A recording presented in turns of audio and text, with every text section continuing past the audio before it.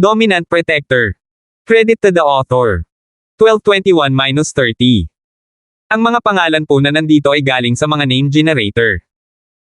Kaya kung meron man pagkakatulad sa mga pangalan ng totoong tao o lugar, ito ay tunay na hindi sinasadya. Sa paglipas ng panahon, unti-unting nahuhulog si Terence sa matinding babaeng ito, mula sa kaibuturan ng kanyang puso ayaw niyang umalis siya. Magagawa mo ito kung naniniwala ka iyon ay mga magagandang salita, ngunit kung minsan ay talagang wala kang magawa. Yumuko si Terence at hinalikan siya sa pisngi, kung saan sinagot niya ito ng walang kamalay-malay na may maliit ngunit matamis na ngiti, bahagyang idinilat ang kanyang mga mata bago muling nakatulog.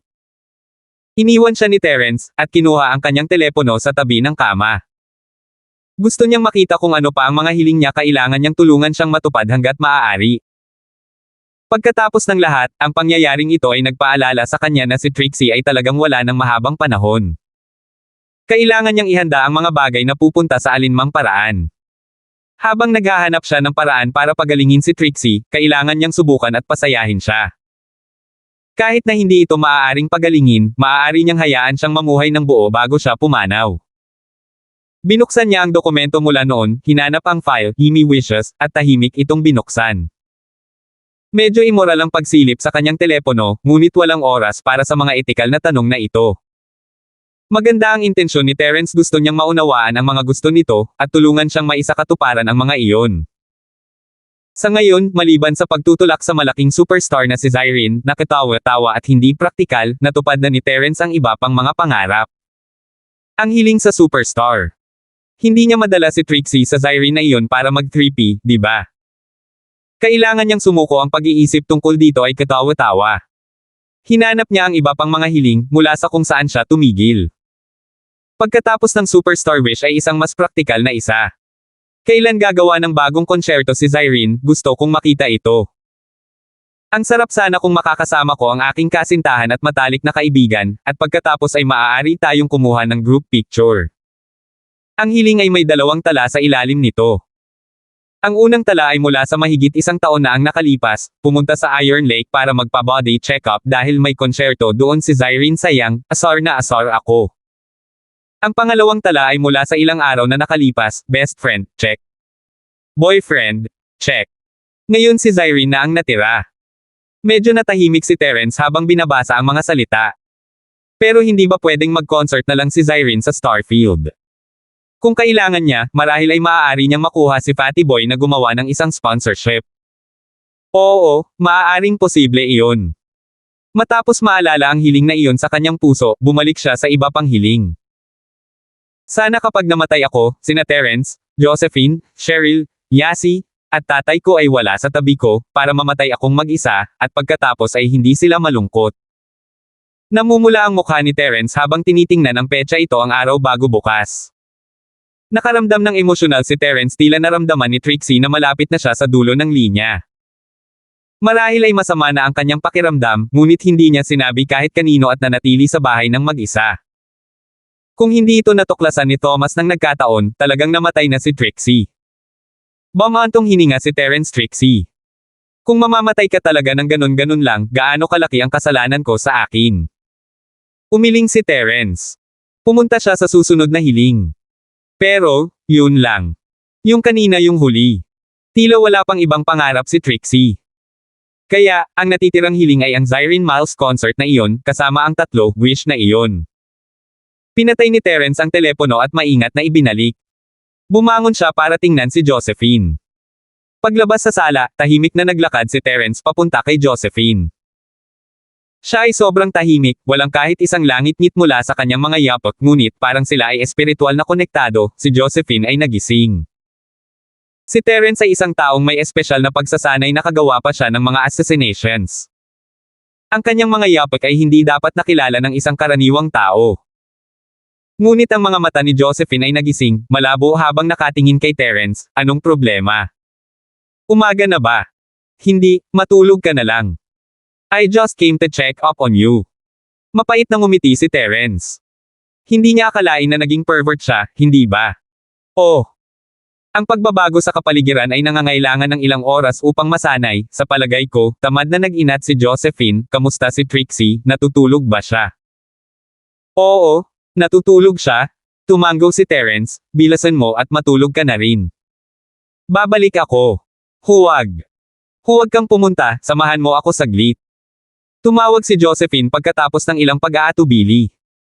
Si Josephine ay hindi gustong makipag-away kay Trixie para sa kanya, ngunit si Trixie ay natutulog na dapat ay maayos na kunin si Terence saglit. Ha! Okay. Nakangiting tumango si Terence. Hanggat hindi iniisip ni Josephine na siya ay isang pervert. Lumapit si Terence at umupo sa tabi ng sofa, hawak ang kamay ni Josephine. Bahagyang ngumiti si Josephine at ipinikit ang kanyang mga mata, pakiramdam na mas ligtas. Ilang sandali pa ay nakatulog na siya. Si Terence ay nakapasok na, at puno ng lakas na hindi man lang nakakaramdam ng pagod. Hawak ang mga kamay ni Josephine, ipinikit ni Terence ang kanyang mga mata at nasiyahan sa sandali ng init. Si Terence ay hindi yung tipong reserved, pero hindi rin siya yung tipong mapaglaro. Ang biglaang pagkakaroon ng dalawang girlfriend ay hindi niya agad na-adjust, pero ngayong dalawa na siya, iba talaga ang init ng pakiramdam, lalo na kapag hindi nag-away ang dalawang babae. Sa halip namuhay sila ng mapayapa at nagkasundo, ito ay nagpadama kay Terence na napakapalad. Ang araw ay sumikat, at ang biological clock ni Trixie ay nagpabangon sa kanya mula sa kama sa alas 6:30. Nang hindi makita si Terence, natigilan siya na naginip ba siya kagabi. Hindi dumating si Terence. Lumabo siyang lumabas ng silid, nakita niya si Terence na nakahawak sa mga kamay ni Josephine sa sofa. Alam niyang hindi iyon panaginip ngayon, ngunit nakaramdam pa rin siya ng pagkadismaya. Parang pinuntahan niya si Josephine pagkatapos niyang makatulog. 12:22. Ngunit ang pagkabigo ay sa isang iglap lamang agad niyang napagtanto na siya ay naging maliit. Si Josephine ay ang malaking asawa, siya lamang ang maliit na asawa. Pinili ni Terence na sumama muna sa kanya bago pumunta sa Josephine, napakabuti na niya sa kanya. Ano ang ikinadidismaya niya? Terence honey, sumilip ka para hanapin si Josephine sis. Ngumisi si Trixie. Alas 4 ng umaga nang dumating ako. Medyo namula si Terence. Nagising din si Josephine, nakaramdam ng hiya nang marinig niya ang kanyang mga salita. Trixie, hindi ko siya hiniling na sumama, siya iyon. Sige, Josephine sis, wala man lang akong sinabi. Hindi ba ito maganda? Mula ngayon magagawa natin ito sa ganitong paraan, at walang mawawala sa ating dalawa. Nagpatuloy si Trixie. Oo. Ang mga salita ni Trixie ay nagpaisip kay Josephine tungkol dito. Mula ngayon. Mayroon ba talagang mula ngayon? Mapapagaling ba talaga ni Terence si Trixie? Pagkatapos mag-almusal ay nagmadaling pumasok sa paaralan ang tatlo sakay ng kotse bago ito ipinarade sa street food alley. Pagkatapos ay pumunta na sila sa klase.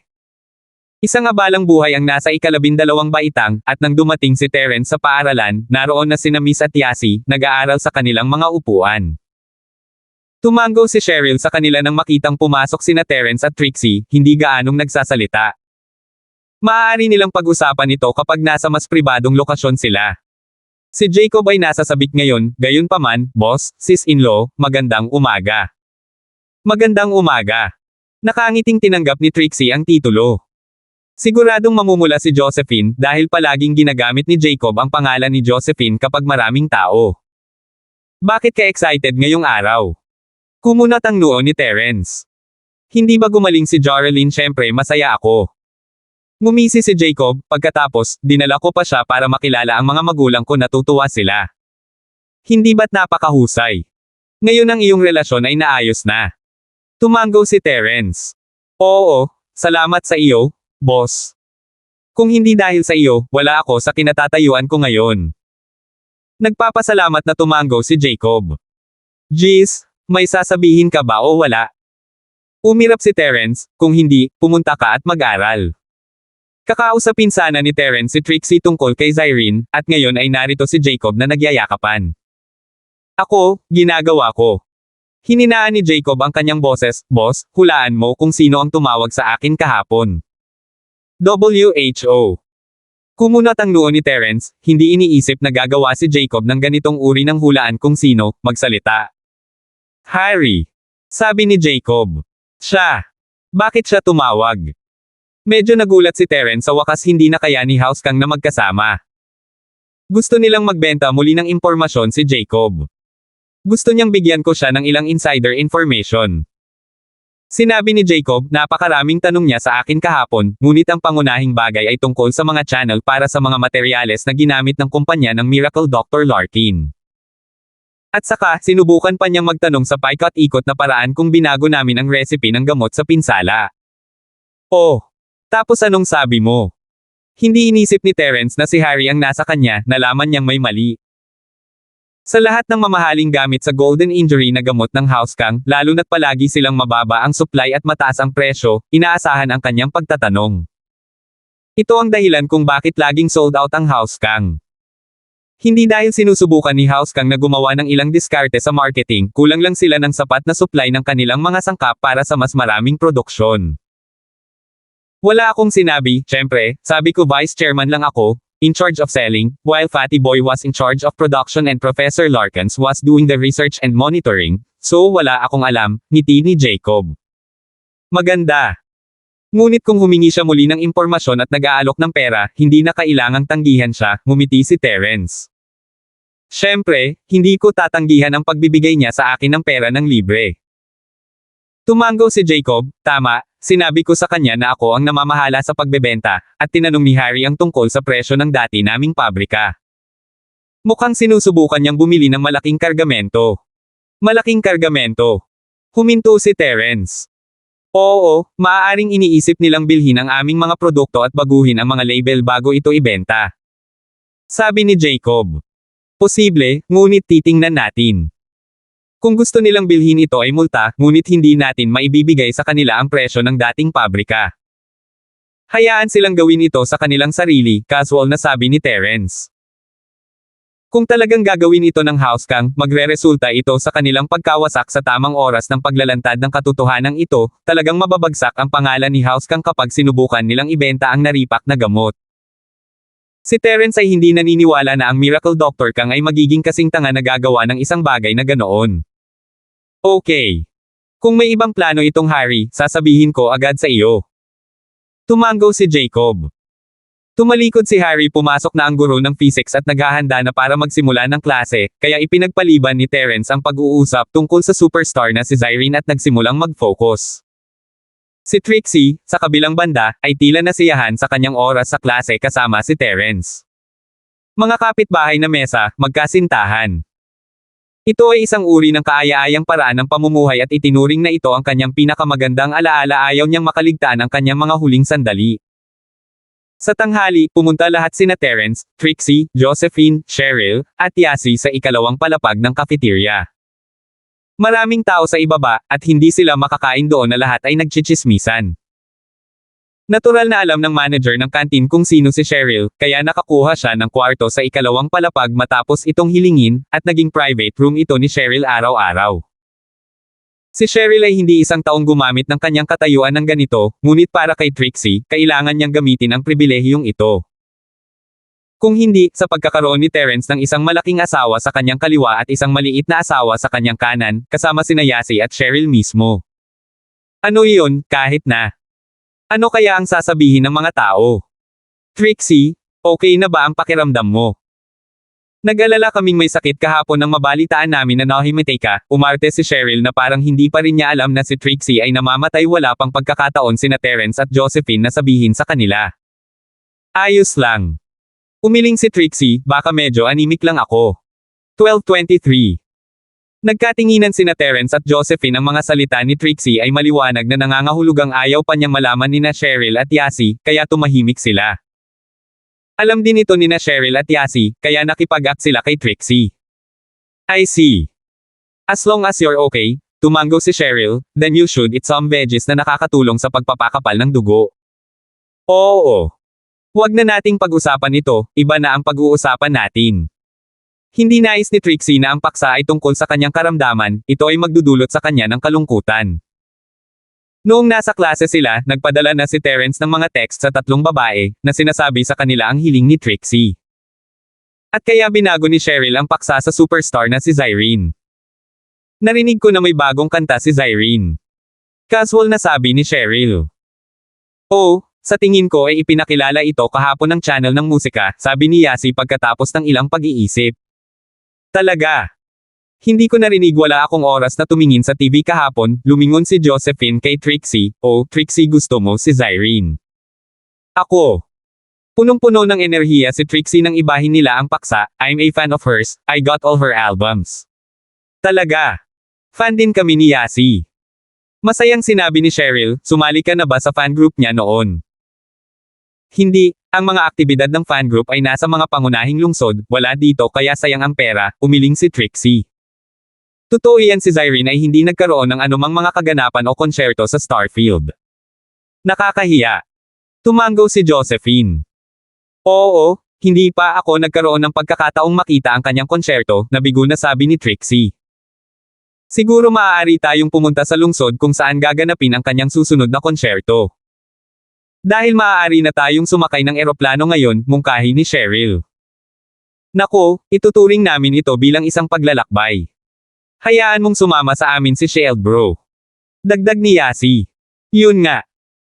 Na-touch si Trixie, but to tell the truth, she was worried, despite of how much she wanted to go. For me it's okay, since I'm not planning to have good grades or what.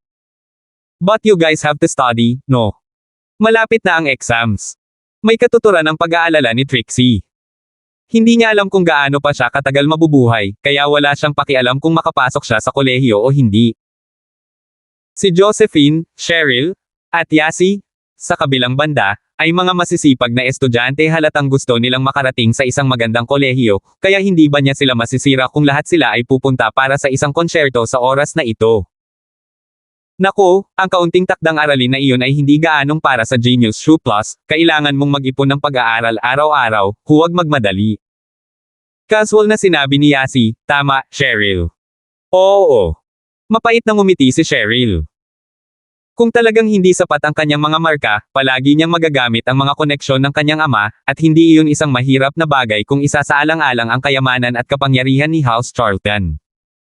Bagaman ito ay ganap na naiiba kumpara sa kung siya mismo ang nakakuha nito. Ngunit hindi pagsisisihan ni Cheryl na ang buhay ang pinakamahalaga, at si Trixie ay maaaring umalis anumang oras sa lalong madaling panahon, ayaw niyang umalis siya ng may panghihinayang. Iyon ang nagpasigla sa kanyang mungkahi. Ayos lang, kahit hindi ako makapagkolehiyo, hahayaan ko na lang na gumastos si Terence, isa na siyang big boss ngayon, biro ni Josephine, na nagpapagaan ng kapaligiran. Oo, kung hindi tayo makapasok sa kolehiyo, aasa rin tayo kay Shield bro. Trixie. Sabi ni Yasi. Oo, napagdesisyonan na. Tumango si Trixie. Ngayon na sinasabi na ng lahat, ang pagtanggi muli ay magiging masama. Sa sandaling iyon, may napagtanto rin si Trixie, medyo kakaiba ang mga ugali ni na Cheryl at Yasi ngayon, na para bang sinasadya nilang hayaan siya. Alam na ba nilang lahat ang totoo? Kung iisipin, malamang. Marahil ay sinabi na sa kanila ni na Terence at Josephine, kaya lang hindi nila ito binanggit. Talagang naantig si Trixie, nakuha niya ang mabubuting kaibigan na ito bago siya mamatay, gaano kaswerte iyon. Dumating ang pagkain ng wala sa oras. Cheryl, ang mga batang iyon sa orphanage ay walang gaanong makakain, ngunit nakakain natin ang lahat ng masasarap na pagkain ito araw-araw. Habang sinusubukan nilang makatipid sa kinse at ilang patatas. Sabi ni Yasi habang nakatingin sa masasarap na pagkain sa mesa. Oo, Yasi, di ba sabi mo gusto mong mag-organisa ng donation event?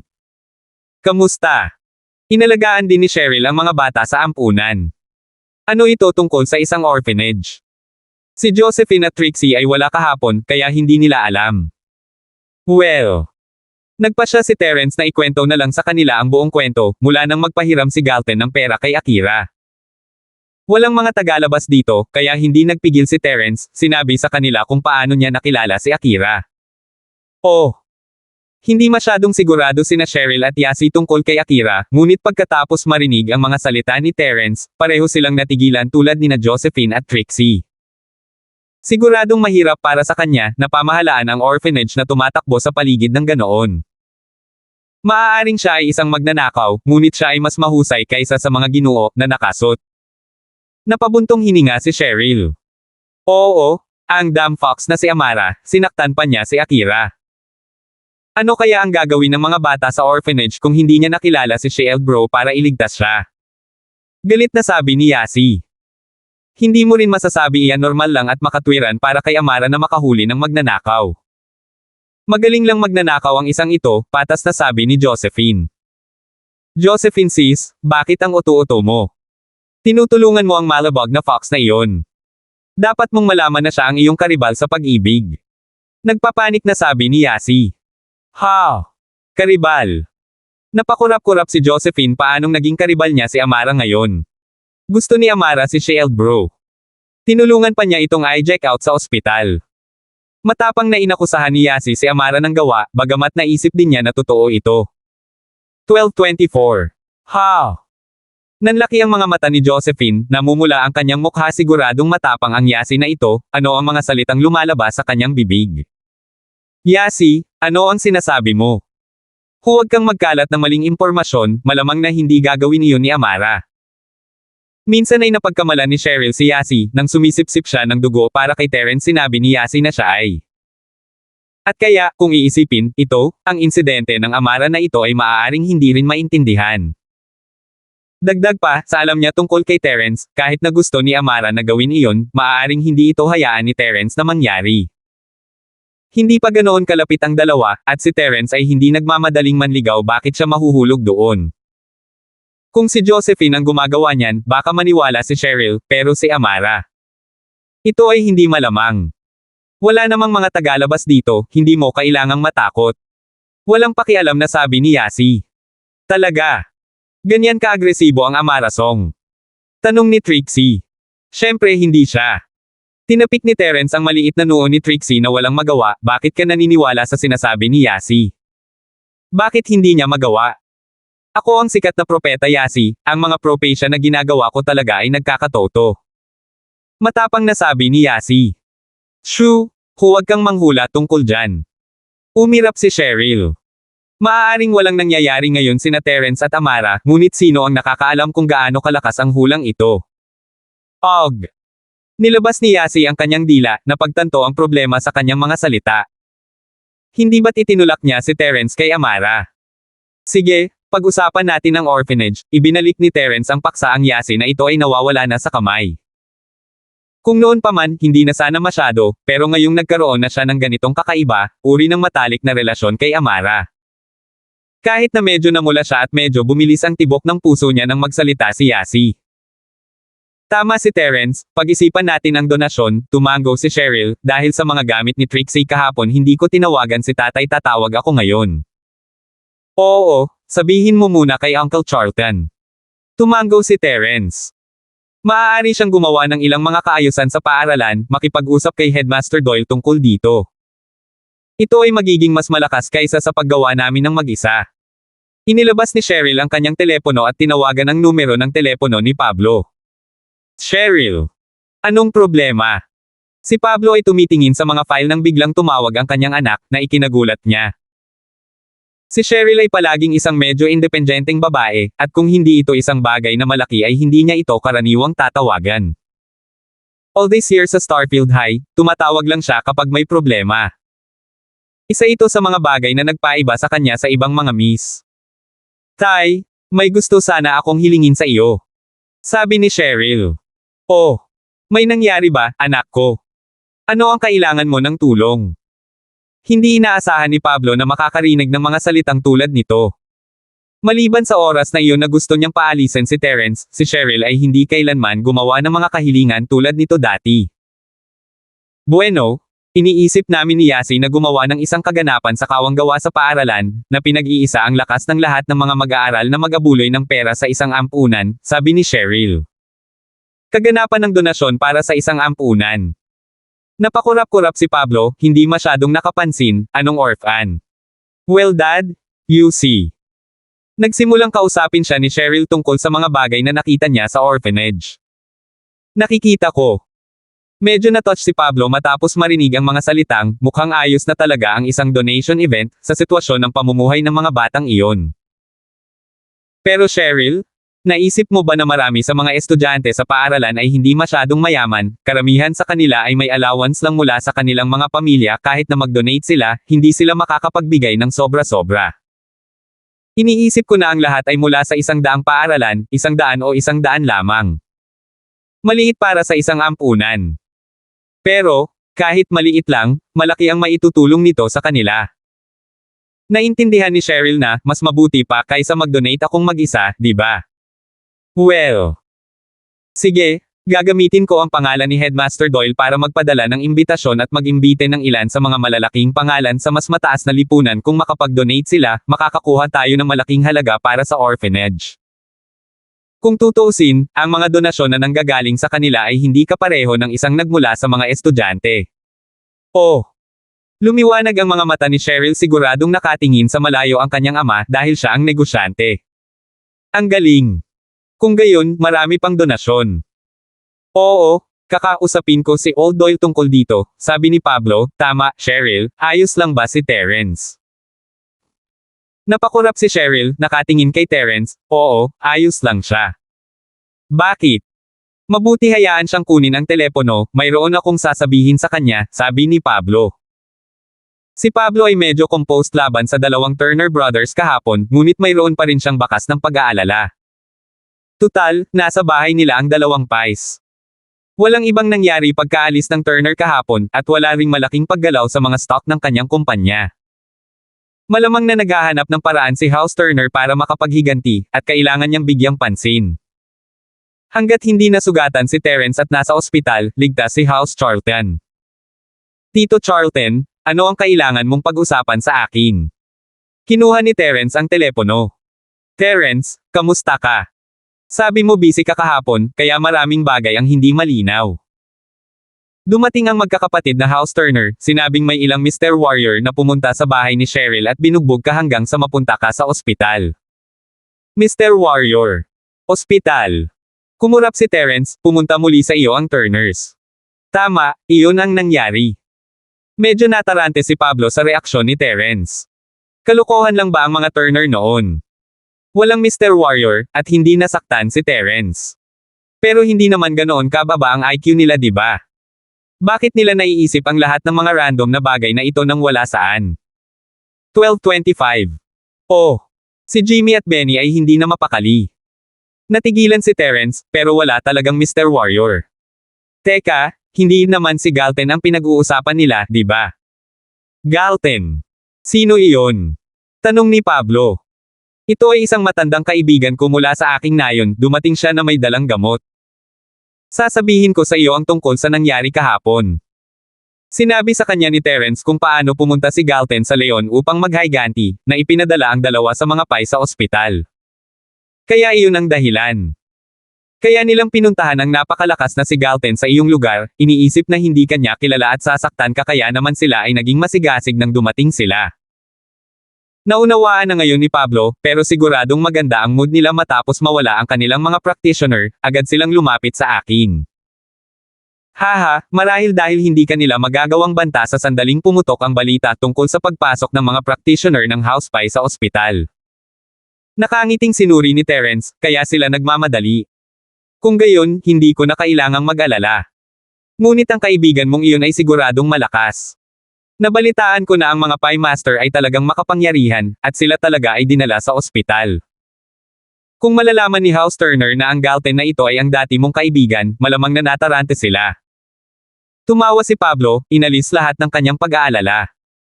Bakit sila magkakaroon ng anumang dahilan upang matakot kay House Turner sa lahat ng proteksyon ni Terence at Galton?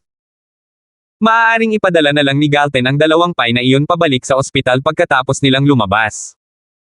Haha, pabayaan mo sila kung dumating sila para magdulot ulit ng gulo, hihilingin ko kay Galton na takutin sila at manloko ng pera sa kanila. Ngumiti si Terence. Totoo iyon. Tatawagan ko ngayon si Old Doyle at pag-uusapan ang tungkol sa mga donasyon, ipapaubaya ko sa iyo sina Cheryl at Yasi. Sabi ni Pablo. Matapos ibitin ang tawag, tinawagan ni Pablo ang punong guro upang pag-usapan ang mga plano tungkol sa donasyon. Nagkaroon din ng kompetisyon sa pag-awit na inorganisa din ng paaralan, at ang pagkuha ng ilang malalaking pangalan para mag-abuloy ng pera ay hindi magagawa ng walang seremonya. Hindi mo maaaring hilingin sa mga tao na pumunta at magbigay ng pera ng walang bayad. At kaya ang plano ni Byron Doyle ay pagsamahin ang charity event at ang singing competition.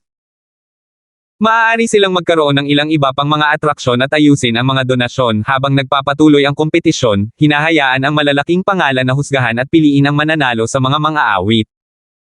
Ito ay maaaring gumaan ang kapaligiran, pati na rin ipakita ang kanilang paggalang sa mga donator. Si Pablo ay lubos na nasiyahan sa mungkahing ito. Si Byron ay isang mahusay na tao na nagawang panatilihing maayos at maayos ang Starfield High sa lahat ng mga taon na ito. Ito ang dahilan kung bakit lagi niya siyang pinamamahalaan.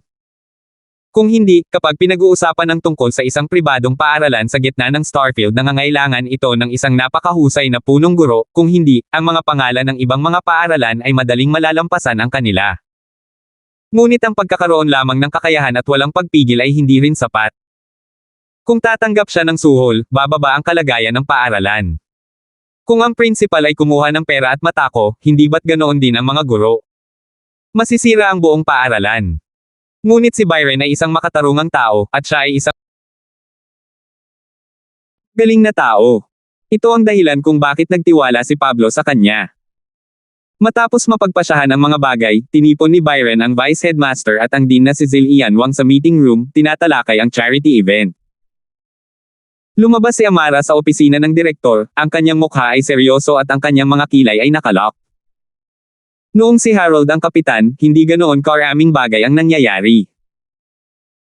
Nang siya mismo ang kumuha sa posisyon, gayunpaman, ang lahat ng malaki at maliit na kaso ng Starfield ay nagsimulang pumasok, na ginagawa itong masigla. Ang mga kaso ng pagkawala ay tila hindi sumusunod sa anumang mga patakaran, at nalalapat ito sa mga tao mula sa iba't ibang trabaho. Butchers, drivers, vendors, garbage collector, waiter, security guards, floor sweepers. Hindi alam ni Amara kung ano ang gagawin sa kaguluhang ito sa harap niya. Ang mga taong ito ay nawala lahat pagkatapos ng ilang maliit na salungatan sa ibang tao. Ang mga taong binugbog nila, gayunpaman, ay hindi man lang masyadong nasaktan, hindi ito isang bagay na gagawin mong takas. Ang mga ganitong uri ng kaso ay madaling baliwalain ng normal, at ito ay kung paano ito tinatrato ng pulisya noong una. Pagkatapos lamang niyang malaman na may mali ay iniulat ito sa direktor. Ngayon, pinagsama-sama ni Director Colton si Amara para talakayin ang kaso, sinasabi sa kanya na dapat niyang lutisin ito. Ang mga kasong ito ay maaaring tila nagkataon lamang, ngunit kailangan nilang hanapin ang mga taong tumakas. Maraming tao ang may mga tao sa kanilang pamilya na tumakas din, nag-uulat sa pulisya tungkol dito. Hindi pa ito nagdulot ng malaking epekto sa lipunan, ngunit nagdulot na ito ng panik sa ilang maliliit na grupo. Para hindi lumala ang mga bagay, kailangan ni Director Colton si Amara na sirain ang kaso sa lalong madaling panahon. Medyo nakaramdam ng pananakit ng ulo si Amara habang nakatingin sa sandamakmak na file sa harapan niya. Pakiramdam niya ay tumatalon siya sa gulo na ito nang walang dahilan. Kung hindi niya ito iniulat sa direktor, hindi siya malalagay sa gulo na ito. Ngunit hindi niya ito pinagsisihan, siya ay isang makatarungang babae, at syempre hindi niya magagawang baliwalain ang mga bagay na ito. May kumatok mula sa labas ng pinto ng opisina niya. Pumasok ka. Hindi masyadong nag-isip si Amara, ito ay oras ng trabaho, kung tutuusin. Maraming tao ang naghahanap sa kanya. Amara, busy ka. Si Daryl yun ang taong pinakaayaw niyang makita. Nagsalubong ang kilay ni Amara nang marinig ang boses, anong ginagawa mo dito? Haha, malapit na tanghalian, gusto sana kitang imbitahan ng tanghalian, pero alam kong abala ka, at wala ka doon noong pumunta ako. Sabi ng mga katrabaho mo, pumunta ka sa direktor para pag-usapan ang tungkol sa trabaho, kaya bumili ako ng mga lunchbox. With that, ipinakita niya ang plastic bag sa kamay niya, sabay ngiti, hindi ka pa kumakain di ba? Sabay na tayo kumain. Sumimangot si Amara, oo, ang ginagawa ni Daryl ay maituturing na mabait at maalalahanin. Kung si Terence, matutuwa siya na mawawalan siya ng malay. Ngunit ito ay si Daryl. Hindi ako nagugutom, ikaw na mismo ang kumain nito. May gagawin pa ako. Mataray na sabi ni Amara habang nakatingin sa mga papel. Ang mga tao ay gawa sa bakal at ang bigas ay gawa sa bakal, kailangan mong kumain para maging malakas. Ngumiti si Daryl, pareho tayong practitioner, hindi tayo pwedeng hindi kumain. Kung ito ay sa isang lugar na may maganda at saganang chi, ayos lang, maaari nating gamitin ang practitioner para mabuhay ang ating sarili, ngunit nasa lungsod tayo na may kaunting chi. 1226. Kailangang aminin ng isa, si Daryl ay medyo mahusay sa pananakit sa mga babae. Sa isang salita, tinakpan niya ang pagitan ng dalawa sa pagsasabing silang dalawa ay mga practitioner. Ngayon sila ay nagkaroon ng isang karaniwang paksa. Ang dahilan kung bakit siya bumagsak ng husto sa paaralan ay dahil ang lahat ng mga babae ay mayroon ng isang tao sa kanilang isip, kaya ang mga ito ay napakalamig sa kanya. Ngunit hindi alam ni Daryl na si Amara, mismo, ay may iniisip din. Ilagay mo doon, kakainin ko mamaya, sabi ni Amara, karaniwang sinasabi sa kanya na lumabas sa paikot-ikot na paraan. Hindi niya masabi na umalis na lang siya dahil ito ang house york na pinag-uusapan nila. Kung maaari, hindi nila dapat asar sa kanila. Kumain na tayo mamaya, lalamigan. Kasabay nito, kumuha si Daryl ng isang lunchbox at inilagay ito sa mesa ni Amara. Nakangiti, sinabi sa akin ni Lolo Song na alagaan ka, kung hindi ka kumakain ay mahihirapan ako. Kailangan ko siyang tawagan at humingi ng tawad. Nang makitang inilabas ni Daryl ang kanyang telepono, talagang naasar si Amara. Ang taong ito ay gumagamit ng ilang random na bagay para tawagan ang kanyang lolo. Hindi siya maabala ni Amara sa isang maliit na bagay, kaya kinuha niya ang lunchbox ng walang magawa. Sige, kakain muna ako. Ang galing. Ngumiti si Daryl, inilagay ang kanyang telepono at kinuha ang isa pang kahon ng tanghalian, umupo sa kanyang tapat. Pagtingin kay Daryl na nakaupo sa tapat niya, naramdaman niyang medyo kakaiba ang hangin, naiinis siya, kaya tiningnan niya ang mga file ng case habang kumakain. Hindi siya binibigyan ng pagkakataong makipag-usap. Bakit hindi ka magpahinga habang kumakain? Hindi ka naman pwedeng magtrabaho sa lahat ng oras, di ba? Sabi ni Daryl. Walang oras, may kaso, Mata-Ray, na sabi ni Amara. Anong kaso? Sabihin mo sa akin, makakatulong ako sa pag-analisa nito. Ang dalawang tao ay nag-iisip ay mas mabilis kaysa sa isa, tama? May kasabihan na ang tatlong manggagawang nagtutulungan ay maaaring talunin ang master ng diskarte, si Zhuge Liang, hindi. Paumanhin, confidential, natural na hindi siya bibigyan ni Amara ng anumang pagkakataon.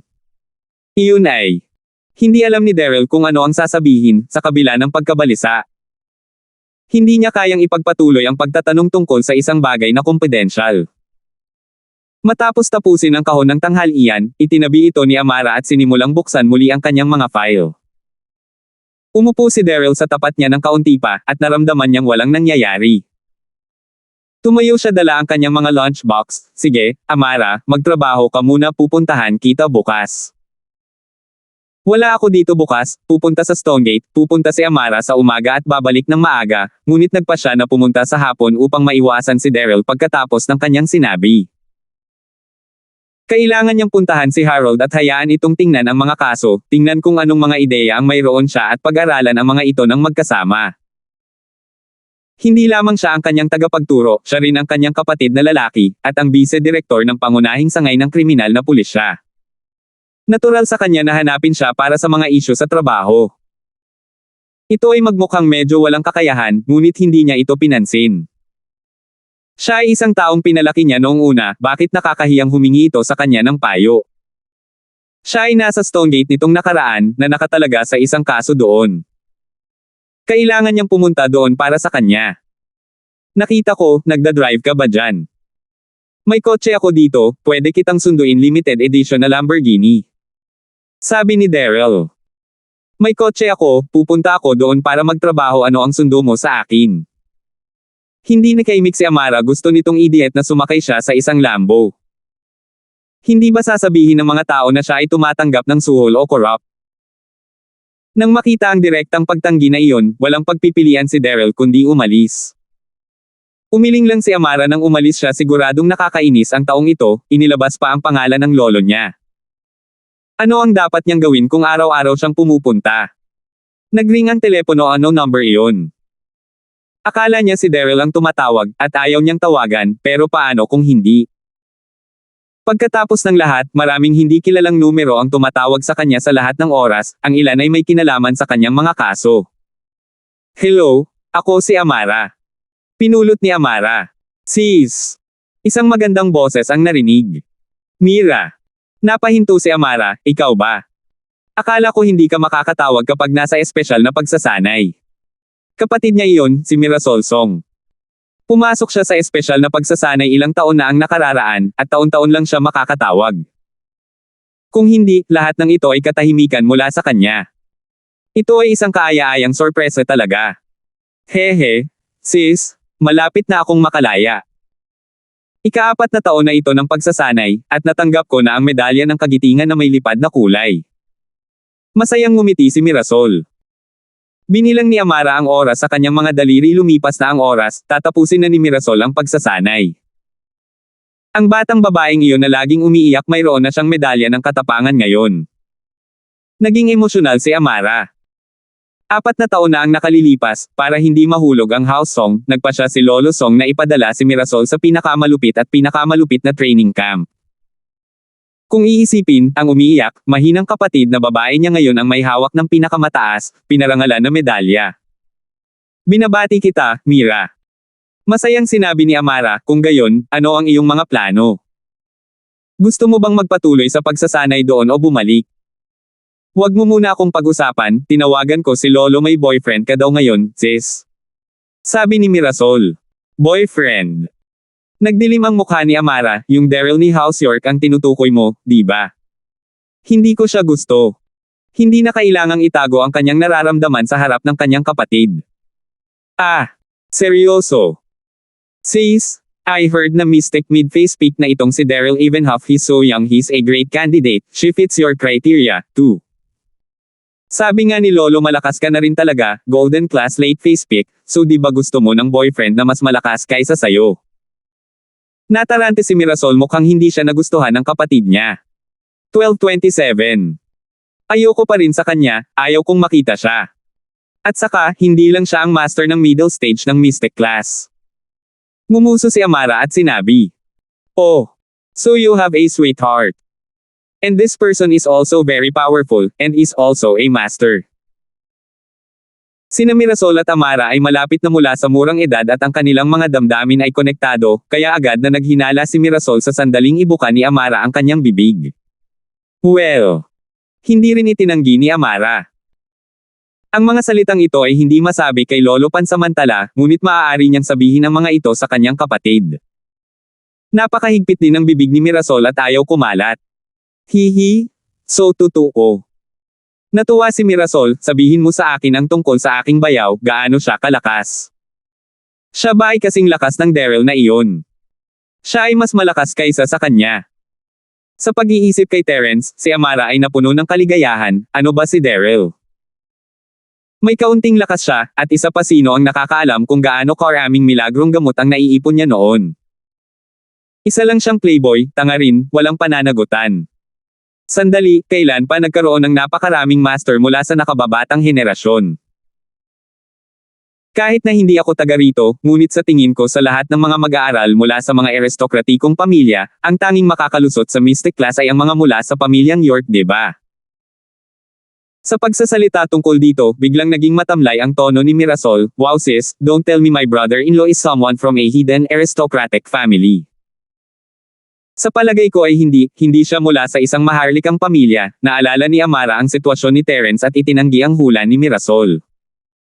Si Terence ay hindi mula sa isang maharlikang pamilya, hindi rin siya dapat mula sa isang tagong aristokratikong pamilya. Hindi pa nabalitaan ni Amara ang isang nakatagong aristokratikong pamilya na nagpadala ng isang tao sa isang bastos na babae upang maging bodyguard. Sanay sa sarili. Master ng Mystic class. Nanlaki ang mata ni Mirasol. Ang kanyang background ay medyo mahiwaga, marahil ay katulad mo, mula rin sa ilang lugar ng pagsasanay. Kumunat ang noo ni Amara, matagal na niyang kilala si Terence ngunit hindi niya alam ang background nito. Wow! Mysterious ang bayaw ko. Okay, I have to meet him now. Sis, anong lakas niya? Lalong naging mausisa si Mirasol. Hindi rin ako sigurado. Pero salamat lang sa kanya kaya nakapag-upgrade ako sa peak ng late stage ng yellow rank, talagang hindi alam Amara ang lakas ni Terence. Narinig niya na nagawa niyang bugbugin si Mason na isang physical master ng middle stage ng Mystic class kaya hindi dapat ganoon kaina ang kanyang lakas. Ano? Tinulungan ka ng bayaw ko na mag-upgrade ng lakas mo. Wow. Teka sis, may dual cultivation na kayo. Tuwang-tuwa si Mirasol tungkol sa chismis, nagawa na ba ninyo ito? Sis, sabihin mo sa akin, noong ginawa mo iyon sa aking bayaw, ang sarap ba sa pakiramdam? Kamusta? Ahem. Halos ihagis ni Amara ang kanyang telepono. Namumula, naubo siya ng kaunti at sinabing, ano ba ang sinasabi mo Sister Mira? Bata ka pa, bakit ang gulo ng iniisip mo? Ano ang ibig mong sabihin na ginawa ko ito o hindi? Walang namamagitan sa atin, kung ano ang mayroon tayo ay talagang dalisay. Kahit na sinabi ni Amara ang mga salitang iyon, sa loob-loob niya ay nagmumakmak siya. Talagang ibinigay niya ang sarili kay Terence at hindi pa rin niya ito gagawin. Iniisip pa lang niya ito ay nakaramdam na siya ng sama ng loob, ganoon ba siya kalala? 18 years old na ako ngayon sis. Matanda na ako. Hindi nagustuhan ni Mirasol ang palaging pagtrato sa kanya ng kanyang kapatid na parang bata. Teka lang, kung hindi kayo nag-dual cultivate, paano mo na-upgrade ang iyong lakas? Well, you might not believe me. He transfer process and transferred the pure energy into my body, and I just broke through. Sa tuwing naaalala ni Amara ang pangyayaring ito, siya ay nakakaramdam ng pagkagulat. Medyo napakalakas ni Terence, kahit na ang pag-upgrade sa paraang tulad nito ay talagang posible. Ano? Natigilan din si Mirasol, sinayang niya ang sarili niyang purong enerhiya para i-upgrade ang iyong lakas. Wow! Sis, mahal na mahal ka ng bayaw ko. Nagseselos ako, napaka-romantiko nito. Okay lang siya. Sabi ni Amara, kung ganito ang lagay mo, mahilig din siya sa mga aso. Pero hindi niya ito sinabi, kahit kapatid niya, nahihiya pa rin siyang sabihin. Nakinig si Mirasol kay Amara na nagsasalita sa ganoong kaliwanag na tono at naisip niyang sinasadya niya iyon. Inamin niya, gusto kong makahanap ng kasintahang tulad ng aking bayaw para tulungan din akong mag-upgrade ng aking lakas. Anong ibig mong sabihin na hanapin, bata ka pa lang, hindi alam ni Amara kung matatawa o maiyak. O tama Mirasol, huwag na nating pag-usapan ito, kailan ka babalik? Kailangan ko pang maghintay. Pagkatapos kong makuha ang medalya, makakapagtapos na ako. Sabi ni Mirasol, sa oras na iyon, kailangan kong pag-usapan si Lolo kung magtatrabaho ako o babalik sa universidad, ang lahat ay nakasalalay sa kaayusan ni Lolo. Tumango si Amara. Si Mirasol ay 18 taong gulang lamang, ang edad lamang para magsimula ng universidad. Medyo maaga para sa kanya upang magtrabaho pagkatapos bumalik, dapat siyang matuto ng higit pang kaalaman sa paaralan at makakuha ng ilang insight. Pagkatapos ay maaari niyang tulungan si Lolo sa paghawak ng mga gawain sa pamilya ng kanta. Pagkatapos lumaki ang kanyang kapatid, maaari na niyang opisyal na sakupin ang Song family. Oo, makatuwiran iyon. Kung gusto mong mag-aral sa universidad, pumunta ka sa Starfield City, mas madalas tayong magkikita ng magkapatid, sabi ni Amara. Of course. I wanna see my brother-in-law too. I can help you check up on him. Kung hindi siya makadaan sa akin, I won't acknowledge him as my brother-in-law. Nakangiting sabi ni Mirasol. Alagaan mo muna ang iyong sarili. Hindi dapat ipasok ng mga bata ang kanilang mga ilong sa negosyong pang-adulto, nakaramdam ng kaunting kaba sa loob si Amara, hindi man lang niya nobyo si Terence. Kung sinabi ni Mirasol ang anumang bagay na wala sa lugar, kung gayon ito ay nakakahiya para sa kanya. Kaya naman mas mabuting huwag na lang siyang madamay sa bagay na ito. Mamaya na lang kita kakausapin, may gagawin ako dito, ibaba ko na ang tawag sis. Narinig ni Mirasol na may tumatawag sa kanya kaya nagmamadali siyang ibinaba ang tawag, tatawagan ulit kita kapag libre ako, sa panahon ngayon, marami akong libreng oras. Sa pagtingin sa kanyang telepono nakakababa lang, umiling si Amara. Mas maganda na ngayon ang malabo niyang mood. Pagkatapos ng kaunting pahingang iyon, handa na siyang bumalik sa kanyang matinding trabaho. Pagkalabas ni Daryl sa police station, medyo madilim ang mukha niya. Kahit isang tulala ay masasabi na hindi siya gusto ni Amara. Bilang isang taong kayang gawin ang anumang gusto niya sa kanyang pamilya, si Daryl ay hindi kailanman binigyan ng ganoon kalamag na balikat. Maging sa ibang mga pamilya, pagkatapos niyang ipakita ang kanyang pagkakakilanlan bilang kahalili ng pamilyang York, ang mga pinunong iyon ng mga maharlikang pamilya ay titig na titig sa kanya. Ngunit ang kantang Amara na ito ay napakamayabang. Ano ang espesyal sa kanya? Isa lang siyang master ng late stage ng yellow rank na may magandang mukha. Well, nasa pick siya ng middle rank ng mystic class, how dare she give him an attitude? Hintayin kitang pakasalan, aayusin kita. Si Daryl ay mabangis na dumura sa lupa. Ngunit pagkatapos niyang dumura, isang matandang lalaki na nakasuot ng public security armband ang tumakbo at hinawakan ang palso ni Daryl, "There sa lupa, $100 fine." 12:28. You Moherf. Si Daryl ay kukwayin sana ang kanyang kamao ngunit biglang napagtanto na nakatayo siya sa labas mismo ng istasyon ng pulis. Kahit na hindi siya natatakot sa anumang bagay dahil siya ay mula sa isang aristokratikong pamilya, natatakot siya na ang kanyang mga aksyon ay makita ni Amara at ang kanyang impresyon sa kanya ay bumaba. Kung gayon ay mas mahihirapan pa siyang habulin siya. Kaya naman, nalulunok lamang ni Daryl ang kanyang galit at kumuha ng $100 sa kanyang mga bulsa para ibigay sa matanda. Ngayon $200 na. Nagpatuloy ang matanda sa pagbibigay ng isa pang multa. Anong ibig mong sabihin $200? Kahit na ipinagpatuloy ni Daryl ang kanyang galit, malapit pa rin siyang sumabog sa loob. Pwede bang itataas ng ganyan ang fine? Noon ay sinumpa mo ako, gumamit ka ng hindi sibilisadong wika sa isang pampublikong espasyo, multa ng $100. Sabi ng matanda. Dito. Nagningning sa galit ang mga mata ni Daryl at kumuha ng isa pang $100 para ibigay sa matanda. Tumalikod na siya at mabilis na naglakad papunta sa malapit na car park. Kamusta ang pakiramdam mo, Sister Zyrene? Sumasakit pa ba ang ulo mo? Kung masama ang pakiramdam mo, tutulungan kitang ipagpatuloy ang pagdiriwang ngayong gabi. Hinawakan ni Agent Jennifer Wang ang noo ni Zyrene sa pag-aalala at nagtanong. Hindi, ayos lang. Umiinom na ako ng mga pangpawala ng sakit, medyo mas mabuti na ngayon, sabi ni Zyrene na may bahagyang ngiti sa kabila ng kanyang napakaputlang mukha, naghihintay ang mga tao ng kumpanya, paano ako hindi pupunta? Lahat ay nagdiriwang para sa akin. So what if you don't go? Kaka-release lang ng first single mo and immediately took over the top of the scoreboards for all major ringtone downloads. Kumita ka lang ng malaki para sa kumpanya, kahit hindi ka pumunta, ano ang masasabi ng ibang tao? Tumutol si Jennifer, bukod dito, hindi na lihim sa kumpanya ang kalagayan mo na sumasakit ang ulo mo, alam na ng boss. Sa tingin ko ay dapat na akong umalis, maghahanda na ako, sabi ni Zyrene at umakyat sa kama, naghahanda upang hugasan ang kanyang mukha at magpalit. Hoy, Sister Zyrene? Celebrity ka na ngayon?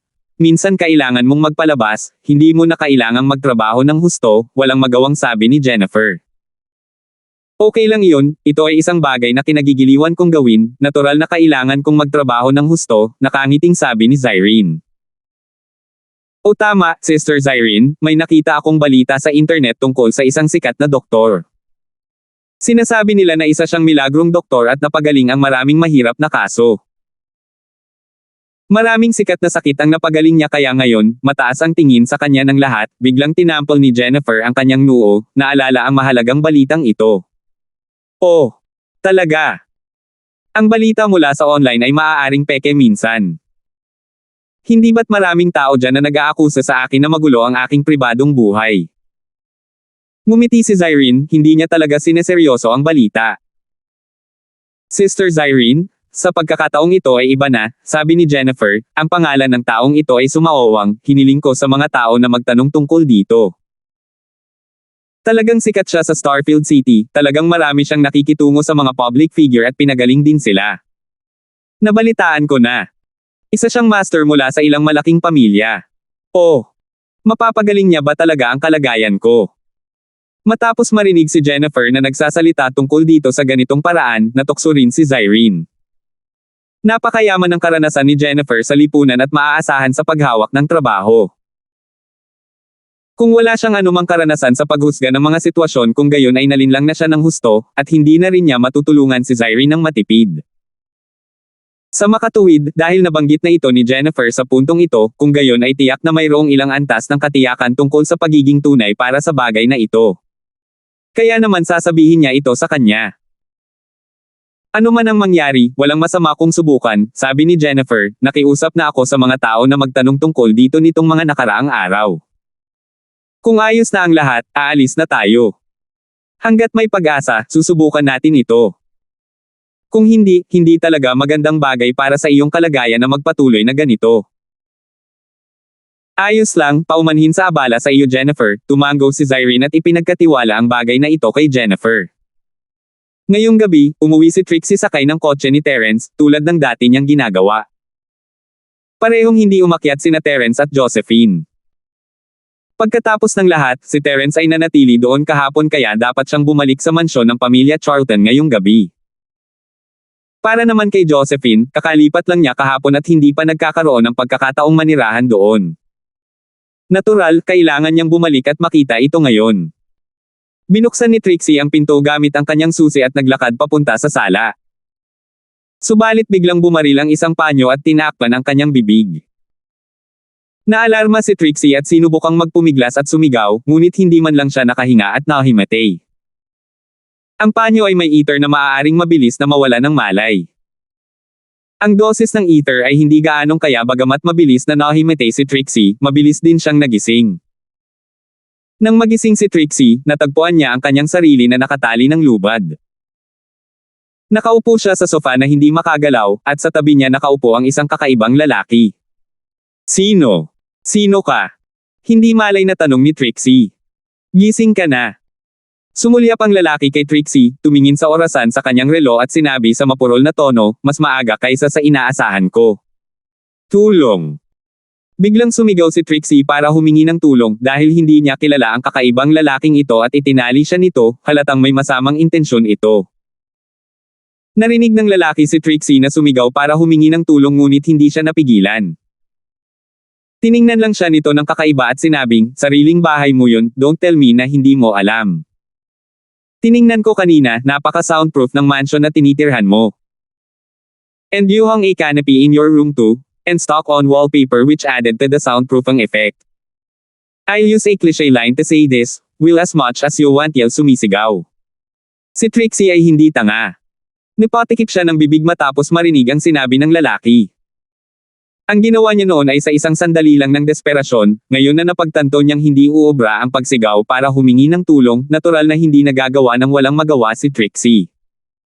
Bakit mo ako kinidnap? Tanong ni Trixie, maling tao ba ang inagaw mo? Wala akong awayan sa iyo, ni hindi kita kilala. Ilang araw lang akong umupa sa bahay na ito, hinahanap mo ba ang dating may-ari? Okay, stop pretending. Trixie ang pangalan mo, don't think I don't know. Inip na iwinagayway ng lalaki ang kanyang kamay, pinigilan ang mga salita ni Trixie, itigil mo ang iyong matalinong pag-iisip, ang hinahanap ko ay ikaw. Agad na nalungkot si Trixie, sinadya niyang linlangan ang taong ito para palayain siya nito.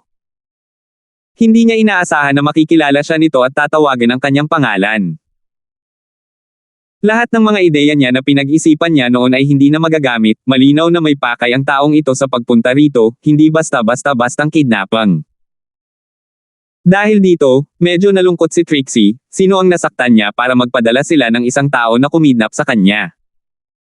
Sa pag-iisip nito, hindi na naisip ni Trixie na makipaglaro pa. Dahil alam na niya ang pagkakakilanlan nito, wala nang saysay ang paglalaro nito, dahil alam mo kung sino ako, at sinadyang kinidnap ako, sabihin mo lang sa akin kung ano ang pakay mo. 12:29. Kahit na sabihin ko sa iyo ang aking layunin ay hindi mo magagawa ang anumang bagay. Blankong sabi ng lalaki, bargaining chip ka lang, ang hinahanap ko ay ang matandang lalaki mo, Thomas. Hinahanap mo ang tatay ko. Tusong tinitigan ni Trixie ang lalaking nasa harapan niya, iniisip kung paano siya makakatakas sa kontrol nito. Wala akong sasabihin sa iyo, sumulyap ang lalaki kay Trixie at sinabi, ayoko nang mag-aksaya ng mga salita tungkol sa iyo, kaya huwag mo nang pakialaman ang iyong matalinong pag-iisip, huwag mong isipin na hindi ko alam ang iniisip mo. Agad na naging madilim si Trixie. This guy obviously wasn't stupid, he saw through her escape plan kaya hindi man lang niya binalak na makipag-usap ng sobra sa kanya. Pagkatapos noon, hindi pinansin ng lalaki si Trixie at idinial ang numero ni Thomas. Hello, ako si Thomas, umalangaw-ngaw ang boses ni Thomas mula sa kabilang linya. Ikaw ba si Thomas? Hello. Matapos marinig ang boses ni Thomas, agad na tumawa ang lalaki, natutuwa akong marinig ang boses mo. Sino ito? Ang tono ng kabilang partido ay halatang nagulat kay Thomas, ano ang gusto mo sa akin? Siyempre may gusto ako sayo. Sumulyap ang lalaki kay Trixie at sinabing, Thomas, ang iyong pinakamamahal na anak ay nasa aking mga kamay ngayon. Ano sa palagay mo? Siguradong labis kang naalarma pagkatapos mong marinig ito. Nanikip ang puso ni Thomas, nasa kamay niya si Trixie. Kung gayon sino ang taong ito? Ano ang kanyang intensyon? Ito ba ay eksakto sa sinabi niya o ito ay isang scam? Sino ka ba talaga? Ano ang pakay mo? Sa katunayan, si Thomas ay isang taong gumawa ng malalaking bagay, kahit na siya ay kinakabahan sa loob, ang kanyang tono ay kalmado pa rin. Thomas, huwag mong sabihin na nakalimutan mo na kung sino ang pinag-aawayan mo. Ngumisi ang lalaki at sinabing, mukhang hindi ganoon kaganda ang memorya mo. Kung hindi mo man lang sasabihin sa akin ang iyong pagkakakilanlan o layunin, kung gayon hindi na kailangan para sa atin na magpatuloy sa pag-uusap, sabi ni Thomas sa walang kabuluhang tono. Alam niya na kung talagang kinidnap ng kabilang partido si Trixie, tiyak na may pukana sa likod nito. Imbes na hulaan niya ang sarili niya, mas mabuting sabihin na lang nila sa kanya.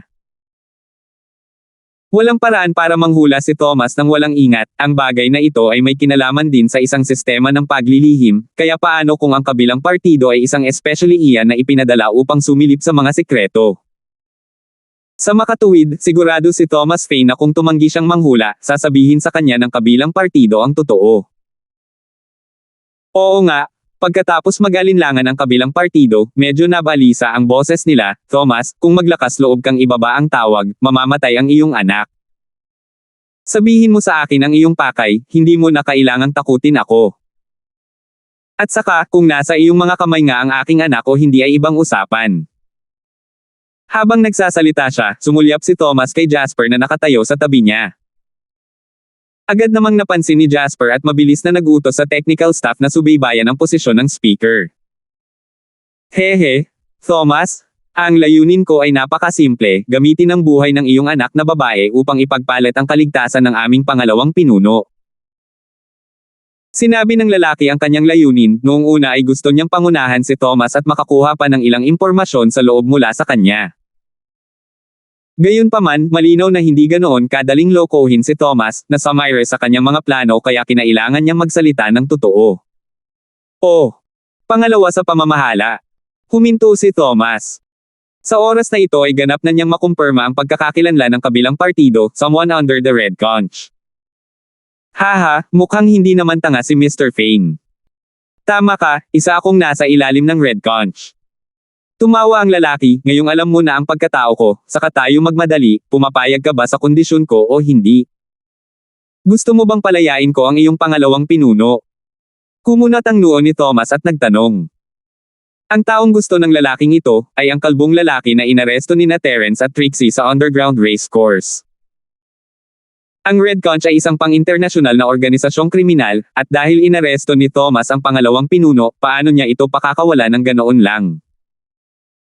Gayunpaman, kung ang kabilang partido ay talagang si Trixie bilang isang bargaining chip, ano ang dapat niyang piliin? Dapat ba niyang piliin ang hustisya, o piliin ang pamilya? Hindi inaasahan ni Thomas na, bilang isang espesyal na ahente, kailangan din niyang maranasan ang paggawa ng ganitong uri ng pagpili.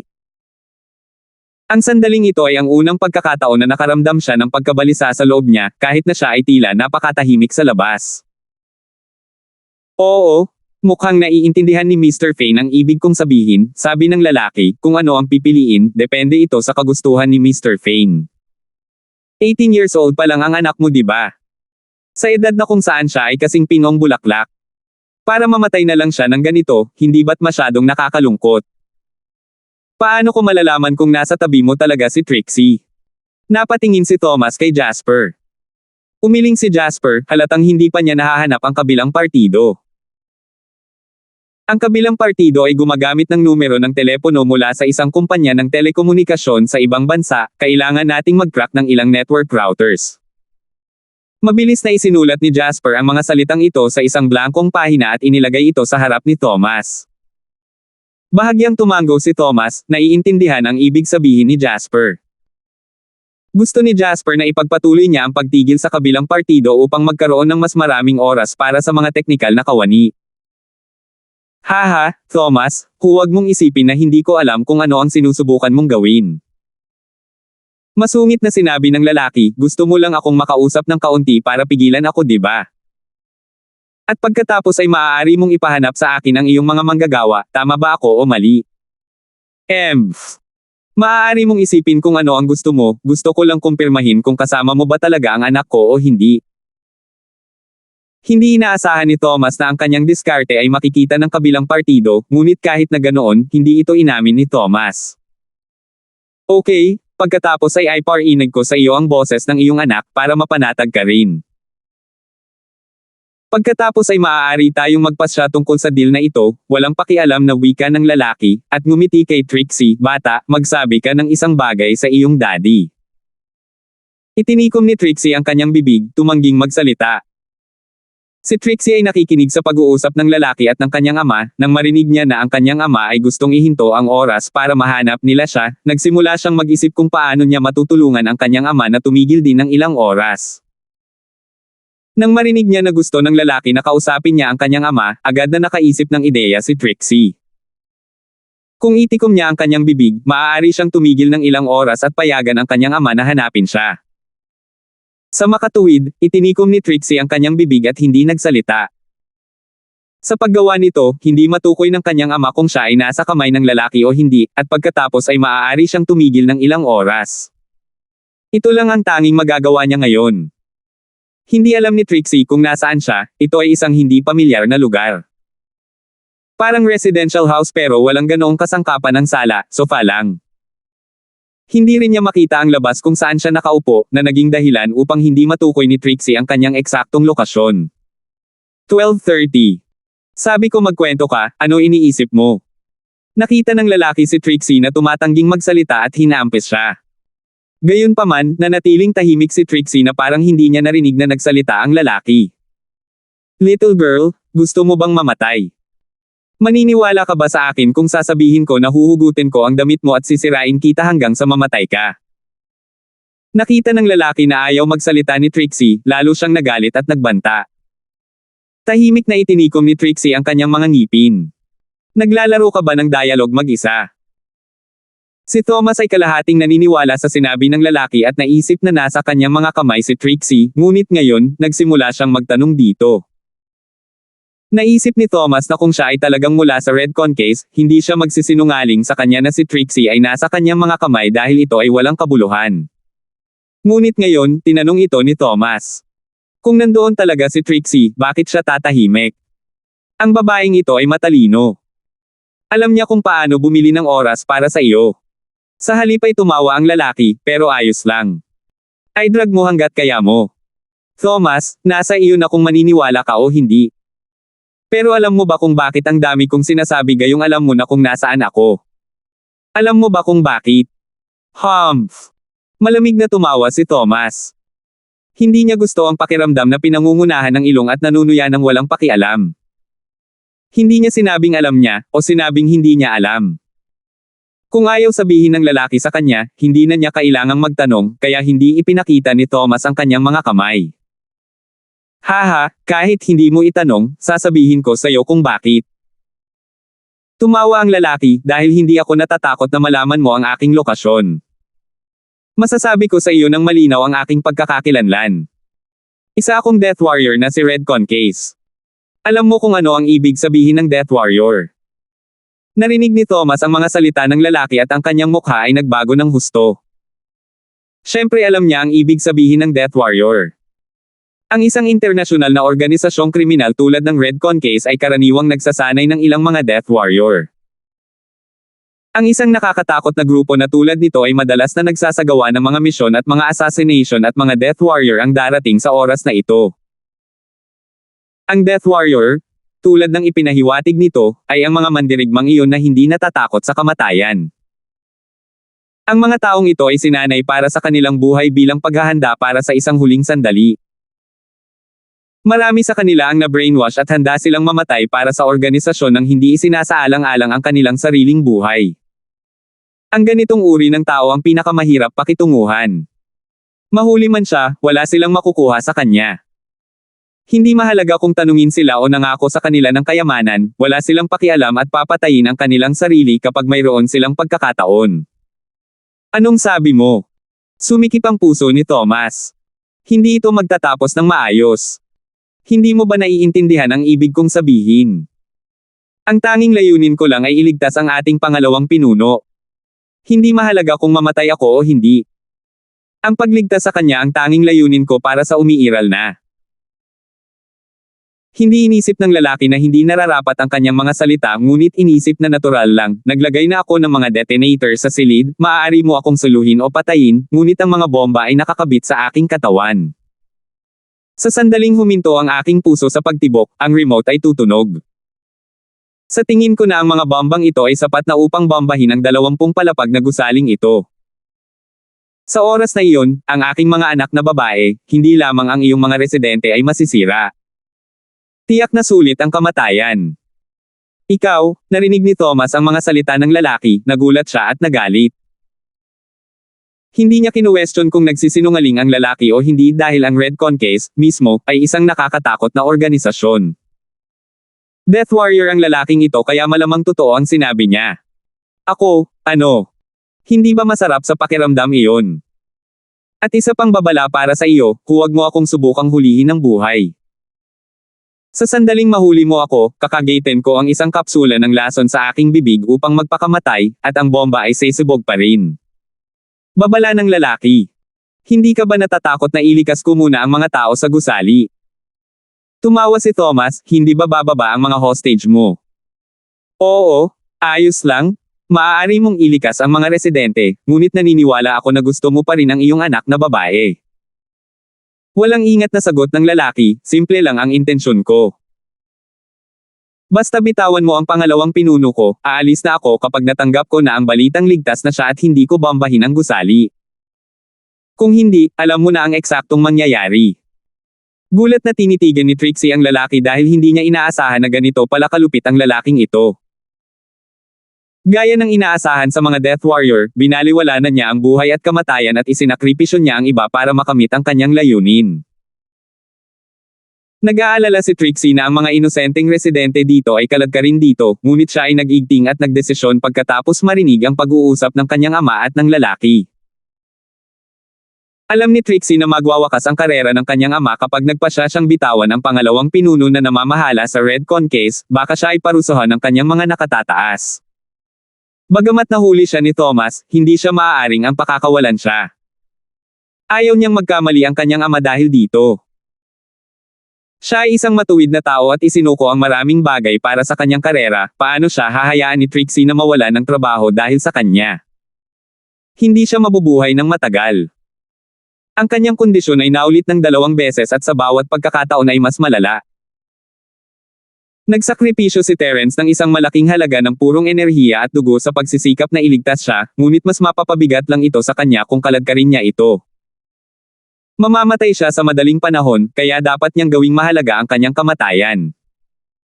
Itay, huwag kang mag-alala sa akin, huwag kang makinig sa kanya. Pagkatapos mong ilikas ang mga residente, hayaan mo akong patayin niya ako. Hindi ako mabubuhay ng matagal. Biglang sumigaw si Trixie. Biglang narinig ni Thomas ang mga salita ng kanyang anak at nagulat siya. Ngunit matapos ay proseso ang sinabi nito, halos maluha-luha ito. Ang kanyang anak na babae ay handang gumawa ng gayong mga sakripisyo para sa kanya. Bagamat totoo ang mga salita ni Trixie, alam niya na si Trixie ay nasa dulo na ng kanyang buhay dahil ang 2 beses na nanghihina ay isang senyales. Nang mawalan siya ng malay sa susunod na pagkakataon, hindi sigurado kung may iligtas siyang muli ni Terence. Salamat po at sinamahan ninyo ako, ingat lagi mga master.